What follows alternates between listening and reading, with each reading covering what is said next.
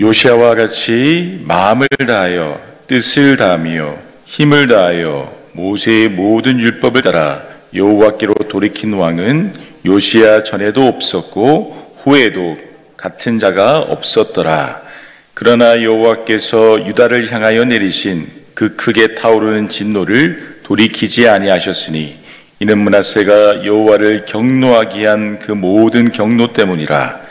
여호와께서 이르시되 내가 이스라엘을 물리친 것 같이 유다도 내 앞에서 물리치며 내가 택한 이 성 예루살렘과 내 이름을 거기에 두리라 한 이 성전을 버리리라 하셨더라.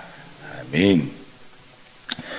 종교개혁자인 마르틴 루터는 15살 때부터 부모님을 떠나 독일 아이제나우에 있는 라틴어 학교를 다녔습니다.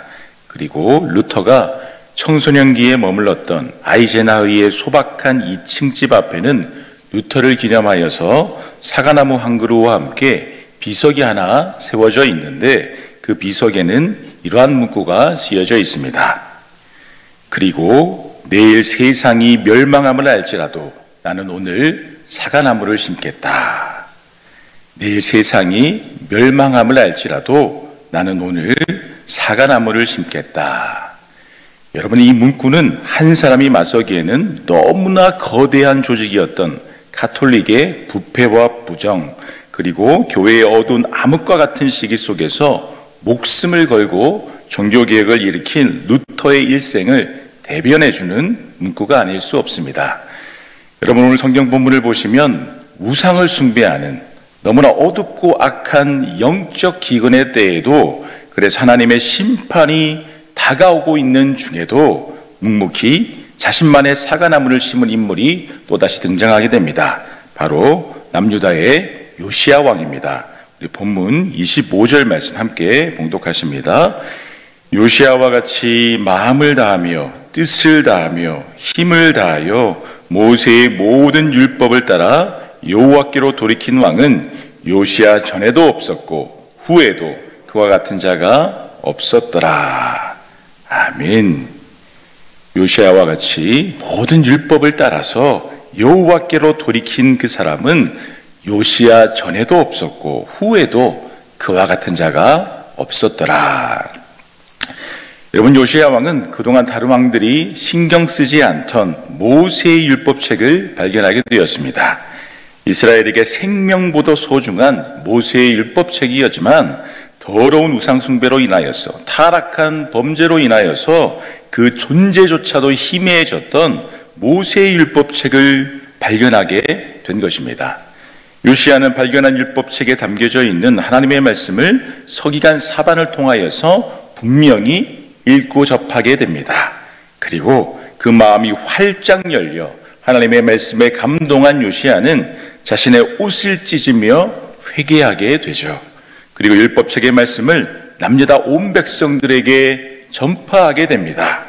그동안 유다의 백성들이 무엇을 하나님 앞에서 잘못했는지, 어떻게 하나님의 마음을 아프게 했는지, 어떻게 하나님을 바르게 예배할 수 있는지 율법책의 말씀을 백성들에게 전하며 백성들을 하나님께로 돌아오게 한 것입니다.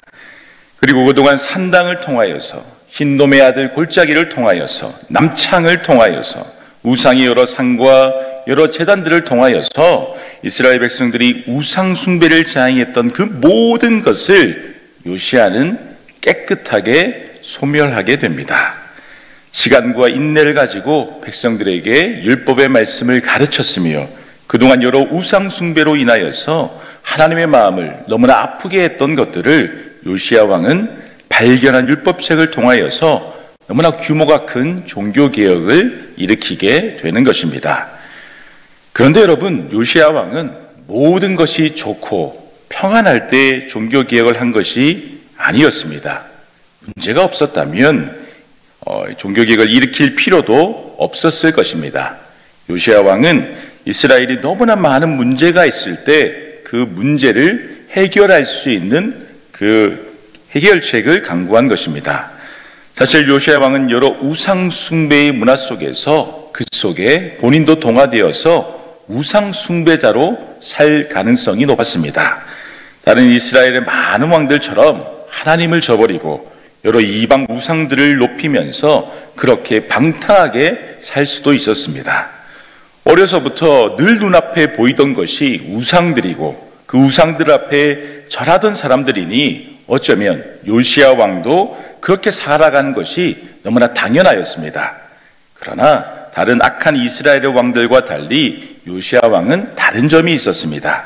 그것은 우연히 발견한 여호와의 율법책, 곧 하나님의 생명의 말씀에 요시야 왕은 그 마음을 활짝 열었다라고 하는 것입니다. 그 마음을 활짝 열어서 하나님의 말씀을 지금 나에게 주시는 말씀으로 분명히 받아들였고 그 하나님의 말씀에 순종하면서 회개하였다라고 하는 것이죠. 요시야 왕은 하나님의 말씀을 진정한 하나님의 말씀으로 받아들이는 그 믿음이 있었다라고 하는 것입니다. 하나님의 은혜를 축복으로 순종으로 받아들이는 영적인 각성이 있었다는 것이죠. 그러나 다른 이스라엘의 악한 왕들은 그러지 못하였습니다. 아무리 하나님께서 많은 선지자들을 통하여서 하나님의 경고의 말씀을 전하게 했어도 그 말씀에 마음을 열고 하나님의 말씀을 받아들이지 못한 것, 하나님의 은혜를 축복으로 받아들이지 못한 것, 바로 이 점이 요시야 왕과 다른 악한 이스라엘 왕들이 너무나 다른 것이었습니다. 사랑하는 여러분, 우리는 부흥회를 보내고 지금 세일의 새벽기도회의 은혜의 시간을 보내고 있습니다. 어떻게 하나님의 은혜를 경험하고 있으시죠? 하나님의 은혜가 충만히 느껴지고 있으시죠? 간절히 바라옵기는 이번 세일의 새벽기도회가 여러분의 인생에서 잊을 수 없는 하나님의 은혜를 충만히 경험할 수 있는 그러한 귀한 시간이 될 수 있기를 간절히 소망합니다. 그래서 요시야가 하나님의 말씀으로 인하여 은혜를 받고 회개하며 영적 각성 운동을 벌인 것처럼 여러분도 하나님의 은혜로 충만하여서 여러분들 자신만의 영적 각성 운동을 벌일 수 있기를 바랍니다. 그래서 하나님의 은혜로 말미암아 저와 여러분들이 변화되고 우리가 속한 가정과 직장과 교회가 변화될 수 있는 놀라운 체험이 될 수 있기를 간절히 소망합니다. 여러분, 앞에서도 말씀드렸지만 요시야 왕은 너무나 어두운 기근의 시대에, 영적인 암흑의 시대에 먼저 요시야 왕 자신부터 하나님의 말씀을 통하여서 회개하고 그렇게 은혜를 받게 되었습니다. 그리고 받은 하나님의 말씀의 은혜를 점점 자신의 신하들에게, 백성들에게 나누기 시작하였습니다. 그러나 요시야가 처해 있는 그 상황 자체는 너무나 영적으로 어두운 시대였습니다. 우리 본문 26절과 27절 말씀 함께 봉독하십니다. 그러나 여호와께서 유다를 향하여 내리신 그 크게 타오르는 진노를 돌이키지 아니하셨으니 이는 므낫세가 여호와를 경노하게 한 그 모든 경노 때문이라. 여호와께서 이르시되 내가 이스라엘을 물리친 것 같이 유다도 내 앞에서 물리치며 내가 택한 이 성 예루살렘과 내 이름을 거기에 두리라 한 이 성전을 버리리라 하셨더라. 아멘. 여러분, 말씀을 읽어서 알 수 있겠지만 요시야가 활동했던 남유다의 시기는 영적으로 너무나 힘든 시대였습니다. 얼마나 영적 기근의 시대였으면 여러분, 하나님은 남유다도 이제는 북이스라엘과 같이 멸망당하게 될 것이다 말씀하고 있습니다. 하나님을 업신여기는 우상 숭배의 죄악을 통하여서 북이스라엘에 이어서 남유다 또한 멸망하게 될 것을 말씀하셨던 그러한 시대가 요시야 왕이 살았던 시대다라고 하는 것입니다. 그리고 남유다의 멸망 원인이 요시야보다 이전 시대의 왕이었던 므낫세의 죄악으로 인한 것임을 하나님은 분명히 말씀하고 있습니다.